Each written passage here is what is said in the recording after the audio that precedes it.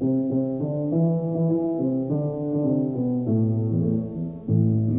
say that you have reached the very end, when leaden skies a bitter future may portend. For sure the hour for which we yearn will yet arrive, and our marching steps will thunder we survive. 47 years ago, Poland and Germany were witness to the Warsaw Ghetto Uprising, and this week I had the great privilege of meeting and interviewing one of the ghetto's few survivors, Mrs. Mary Finkelstein. She's going to tell us the story of the uprising and the ghetto she lived in for more than 4 years before she was sent to Majdanek concentration camp and finally liberated by the Soviet army. And then we're going to hear from a man who saw the war and the concentration camps from a different perspective. Mr. Leon Bass was a black soldier in World War II, part of a segregated army unit that fought under General Patton and then liberated Buchenwald. In the background you hear Paul Robeson singing Zagnit Kein Mol, Song of the Warsaw Ghetto. Waarom werd nog onze reusgebete schau?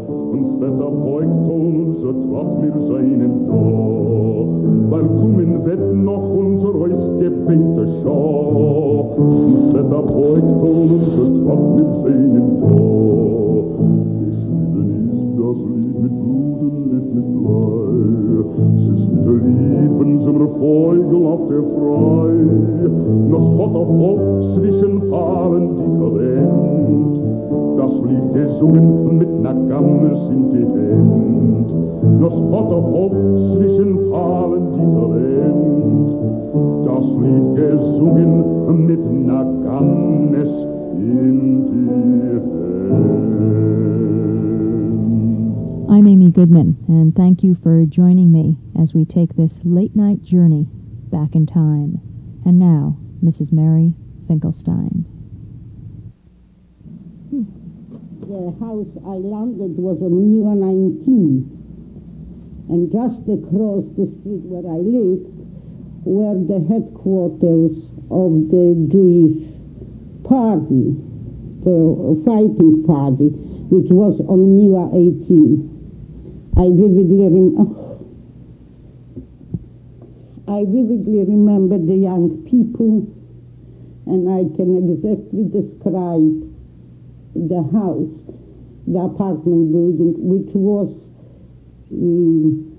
destroyed by the young people in order they could make ways to run away and attack the Germans.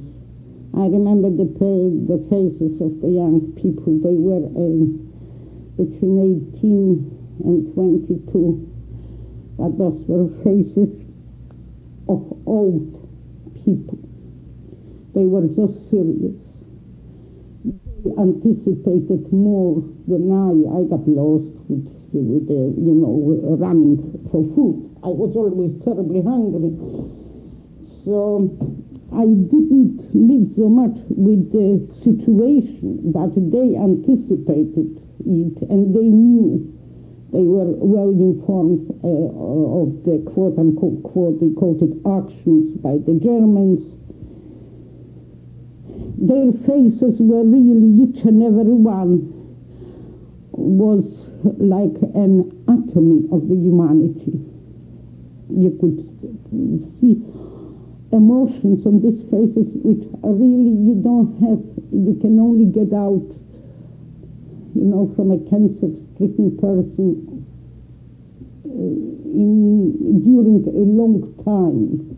You see the changes of the face, the eyes. So I had the chance to see them.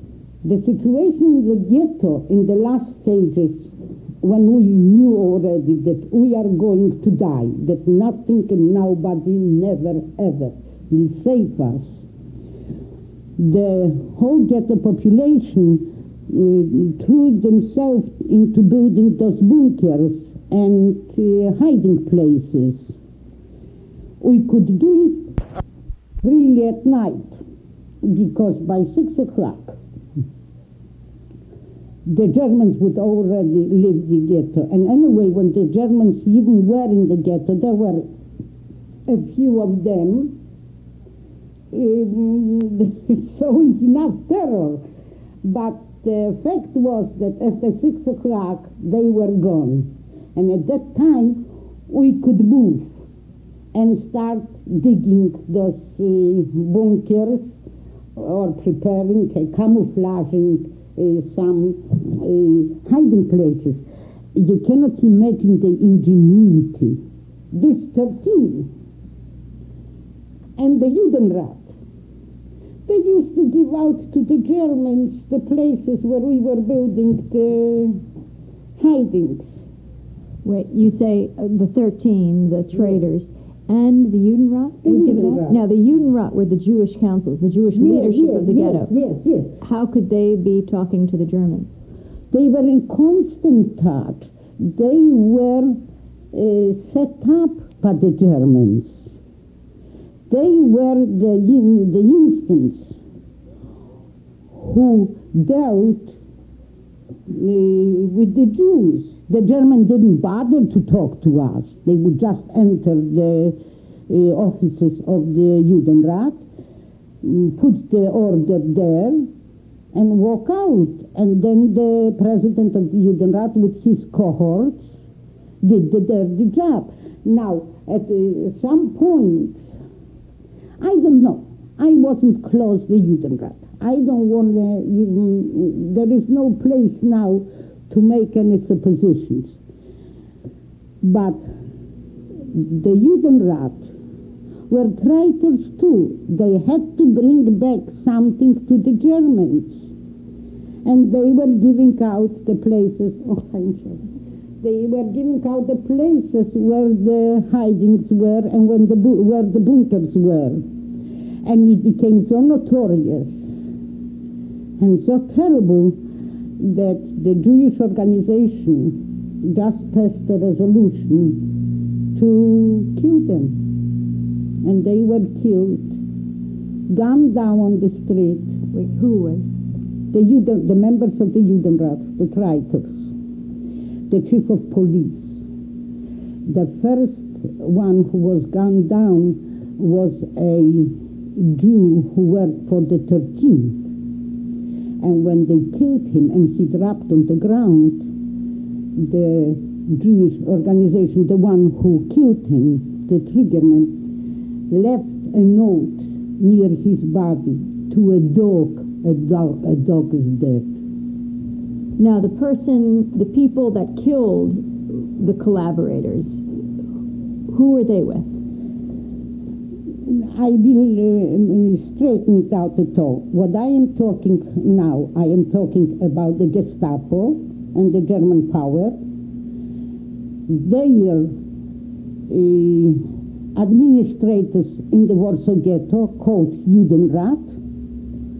Then I mentioned the 13, which were a separate entity nominated by the Germans, who were spies for the German government. The Judenrat was the interior power. The 13 was working for the Germans as spies. They were exterior of the ghetto. And then what I mentioned about the one who killed the traitors, and I call them Jewish organization, this is the Jewish Fighting Organization, which formed in the Warsaw Ghetto at the last stage, at the third etap. At the third stage. Now, So this Jewish organization, fighting organization, became just appalled with the action of the 13th, the Jewish police and the Judenrat, and they decided that whomever they will be able to catch, and they knew that they are traitors, they will kill. and at the time, how did you feel about that, those killings?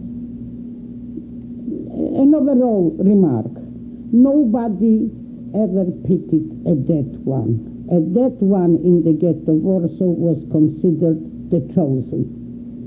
People were religious and they said that God finally put an end to his torture and his martyrdom. specifically about the killings of the traitors. There was no other way. And as much as I am against capital punishment, with all my body and all my emotions, I just want to tell you, there was no other way to stop them. There was no other way to stop them. They were approached. The Jewish organizations pleaded with them. Well, it was obvious that it was working against us. You cannot imagine. The price was to build a bunker. We had just bare hands. There were no shovels here. Moving to the point where the Jewish fighting organizations began to organize, and you building the bunkers. In your own house, you built a bunker under your house? I did not build anything. I was woman. I was hungry, emaciated. I lost my family a year before. I thought of them all the time. I was really destroyed. My younger sister was the only thing I lived for. And I tried to survive. Many people just couldn't take it any longer and would go by themselves to the train station to put an end to it. Your parents were taken away? Yes. And so how did you and your younger sister protect yourself? Did you live under the... There was no question of protection. There was no question of planning. Just as a roach in the middle of the room cannot foresee when the spray will be sprayed over it, or from where the electricity will light up and the roach will be discovered. My life was literally the one of a roach, running, and finding myself here or there. Now, across the street, this organization was starting to get a little stronger. Where were they getting, did they have weapons? Where were they getting weapons? Dear, they were not getting stronger. You could see them day by day in worse form. The final stages when I saw them, they were already in wrecks. They had no clothing. I want to mention and underline again, because while I'm talking to you, I see some of them in front of my eyes. You cannot imagine the seriousness, the honesty, and there was kind of great in them. They were moving around, not talking to anybody. They were not talking. They were always busy with something. And there was a moment, a time, that whenever I would come out on the street and look across the street, I saw that they prearranged the bricks or destroyed one front of the house or installed some other staircases. They were constantly building the defense for themselves so they would be able to attack and at the same time run into hiding. And in this bunker, I was there when it was the first defense of the Jews. And two young men went out from the bunker early in the morning, and we knew that there is an action outside, and at night one came back. And he said that his friend, it was his best friend, that he died from the German gunshots. And this is how I knew that something happened outside on the streets. And then when I went out, my friend came over to me she was hidden in the spot where the first fight broke out, and she told me that there is a defense from the Jews, that the Jews were shooting back toward the Gestapo. And how did you feel about that? That a Gestapo was shot? Or that the Jews were fighting back? Well, if they had guns, why not? The idea was that for the first time it became known to me that at least there is some ammunition in the ghetto. Let me underline to you, all what is said. There was no ammunition except for 7 or 8 guns in the whole ghetto. Yes, the Jews made the Molotov cocktails, and sometimes they resorted to sabotage and burning down places with which the Germans collected valuables for them.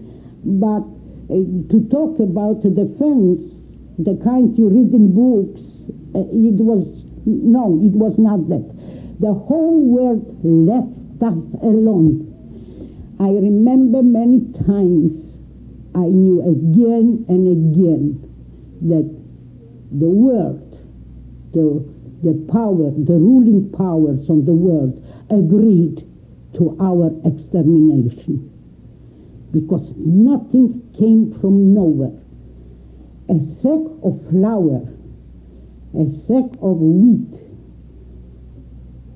would even make our walk toward the road to death a little bit easier. We were so abandoned that there are no, I can describe, but it's no time now for it. We were absolutely betrayed.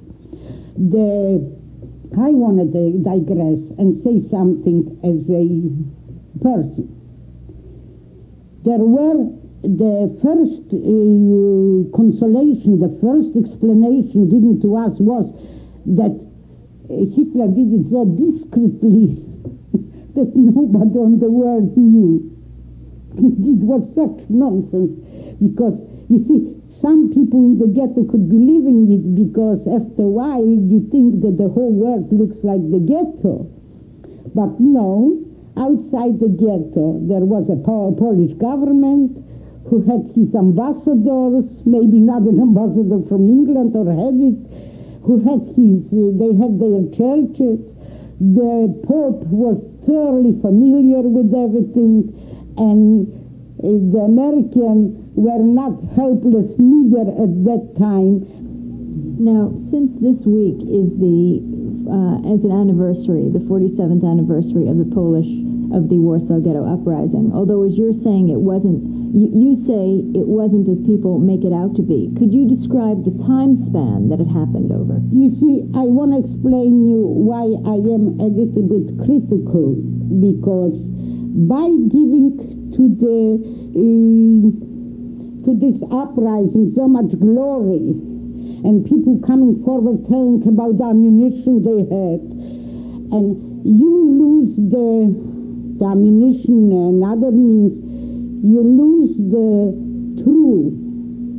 The truth was that we were terribly helpless, we were emaciated, brought to a horrible hunger, sickness, death around us, death in the families, everything which cut off any heroic resistance and any heroism, if you want.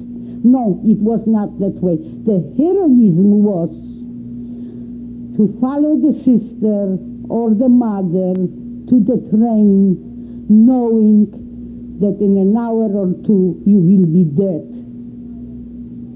But nothing of the kind, of a cowboy fight or, a meeting of two powers, no. It was an extermination. It was not a fight. It was an extermination. And some just... Yet you do describe, you remember the faces of the people who got involved with it. And what do you think is significant, then, about the uprising? do you think it's worth remembering at all or taking note of? Look, when you are surrounded with a powerful army like Hitler, and they were not cowboys, and they were not musketeers, it was a very, very, I don't want to use the word, but set up army with an aim and a way to reach the aim. When you are surrounded by such an army, and the only thing you can put against is your body, what chances are yours, and what kind of defense can you put? Even if you survive, and I survived, it was sheer incident. The people who died were much more heroic than I was. Much better people. Not to speak about how well educated, how compassionate. If you would see the mothers. Just to understand what happened here, since I really have no idea, was this group of people who tried to fight back with whatever they had, even if it was stones, whatever, was it a week, or was it 2 weeks, was it a month? You see, it's at a certain time, 1942, men started to come back from the extermination camps. A few of them, I say men started to come. 2 or 3 men came. When they saw how the Germans were marching the Jews into the gas chambers, they probably noticed there that there were trains which were taking back to the people clothing of the deceased. So they threw themselves in the trains, and this way they arrived into the Warsaw Ghetto. And they started to walk from house to house and warn us that there is nothing waiting for us, nowhere, because the Germans were lying and were telling us that we are going into another place and there we will work. So they were telling us that it's a lie, that we are going to death and we will die. And he advised us to start building shelters. And at no price, no time, absolutely not to give ourselves up to the Germans, which we did. In the meantime, the communists, few communists, 1 or 2 communists, that were all the communists, managed to get a few guns from the Aryan side. They were bought for a quite high price. I know exactly because my uncle got one gun, one tiny gun and no ammunition. So they decided that when attacked by the Germans, they will kill one before they are killed. And this was what later started to be told Uprising. I heard about the Polish uprising. It was an armed resistance. Here there were no arms. It was only a farewell from the Jews who knew that they're going to die and decided to take revenge. Now, this must have shocked the Germans, no matter how small it was, to get any kind of resistance. So how did they respond? I cannot speak for the Germans. The first thing was, you must understand, this is the point of view of me, the old woman. I don't believe in heroes. I don't believe in brave soldiers. I know that the instinct of life is so deeply instilled in the human being that you want so much to live. So naturally, when they heard a few shots and 2 soldiers dropped on the ground, they ran out from the ghetto. I don't call it cowardice. No, they wanted to live, and they had for what to live.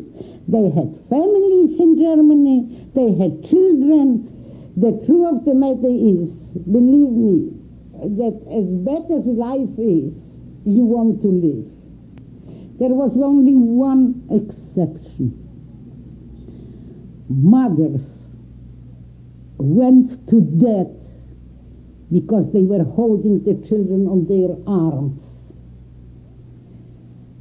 All other, we tried so much to live. There were moments where it was entirely lost, but we fought for life. And the one who had this gun shot it, yes. Did that cause the Germans to come and bomb the entire ghetto repeatedly for days? The ghetto was bombed right from the beginning when the Germans came in. First of all, in September, from September the 9th till 21, I think, Warsaw was surrounded by the German, and they gave an ultimatum to the Polish Bürgermeister, to the Polish mayor, to give up the city. The mayor didn't want, so anyway they attacked it for 3 days, and the aeroplanes were riding, and throwing bombs almost over our heads, because there was no defense. This was in September of 42? 39. No, because this is my answer to the gradual destruction of Warsaw. When they finally entered, there was no water, no gas. The city was already destroyed, especially the Jewish quarters. And then how was it? And then while the fights were going on, I don't remember exactly, they destroyed the ghetto quite thoroughly. And whatever was left, the poverty, you wanted wood, you had to break the staircases. The ghetto was destroyed already. In 1943, at the end, when everyone was cleared out, this was when you were also cleared, yes. Right? What happened before that? What happened in the time in April 1943? Now we're coming to that. And on April 17, and even a few days earlier, I found myself on the terrain of the brush factory in the Warsaw Ghetto. It was a small ghetto where people were working and making brushes for the German army. And I came there to visit my relatives. And it was April 17 at night. A Jewish member of the fighting organization, they had some, you see, the fighting organization was divided among the 3 small ghettos. So the Jewish fighter from the Jewish organization member from the brush factory came down, to our house and told us that the ghetto is surrounded, because they were looking out. We knew that the Germans are coming in to clean up the ghetto, to make it Judenrein, free of the Jews. So he came to the house and he said that the Polish police surrounded the ghetto.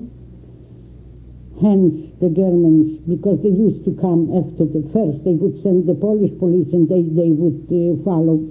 So that an attack is imminent, and to go down to the bunker. And we went down to the bunker. It happened to be one of the strongest bunkers in Warsaw Ghetto. I would once try, not now, it's no time for, to describe you how an 18-year-old young man provided quarters for 53 people with water, well water, and electricity, and know what was needed to survive.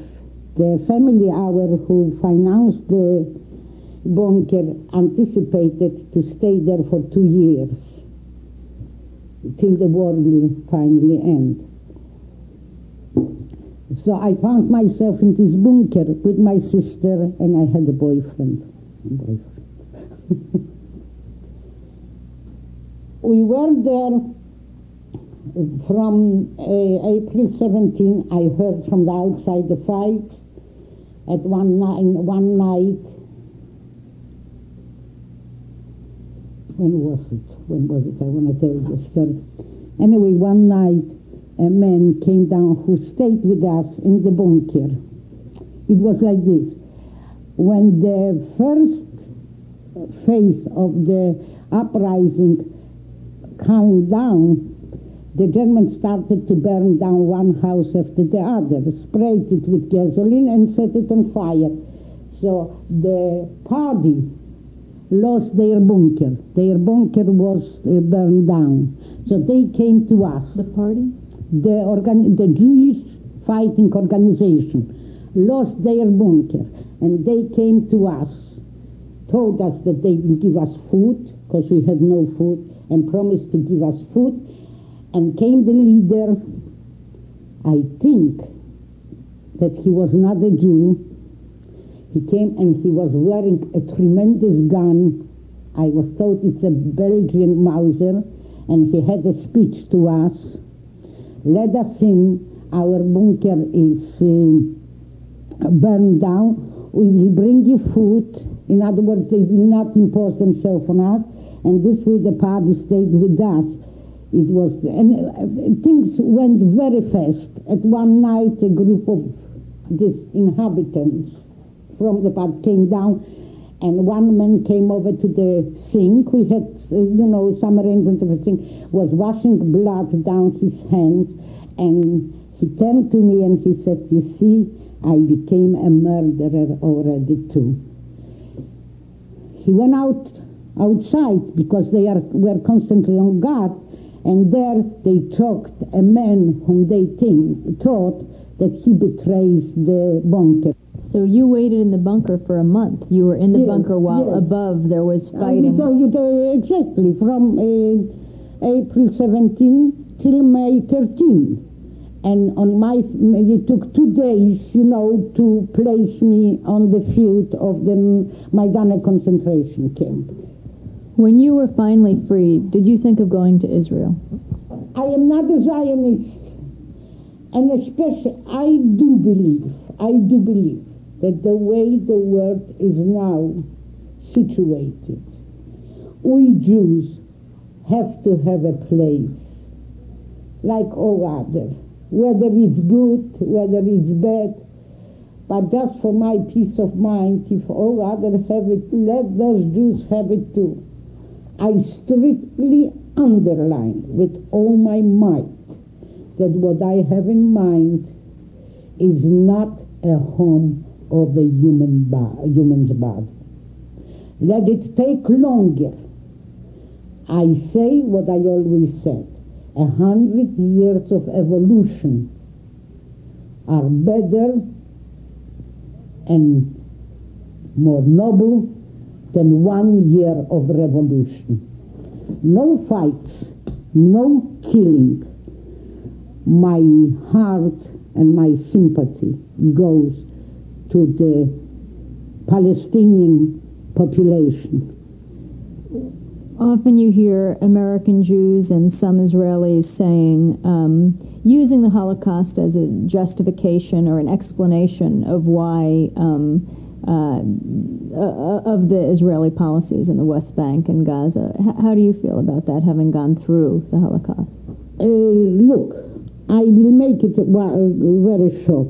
The people who speak in the name of the Jewish people are plain and uneducated. They have no right to talk about the Holocaust. They are all liars, imposters. If they would go through what I went through, another like me went through, they wouldn't accept such a bloodthirsty attitude. They are directed by a superpower, paid for what they do.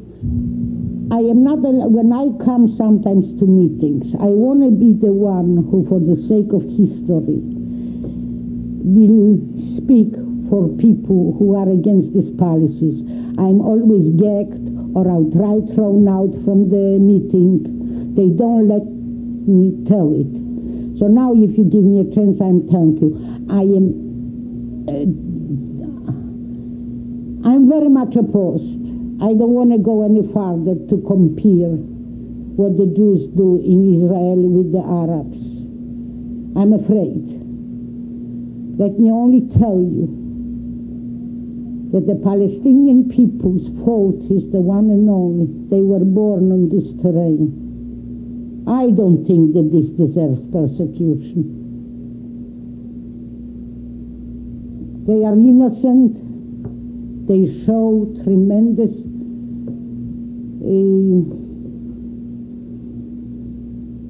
patience. I wish them from the bottom of my heart a peaceful and good life.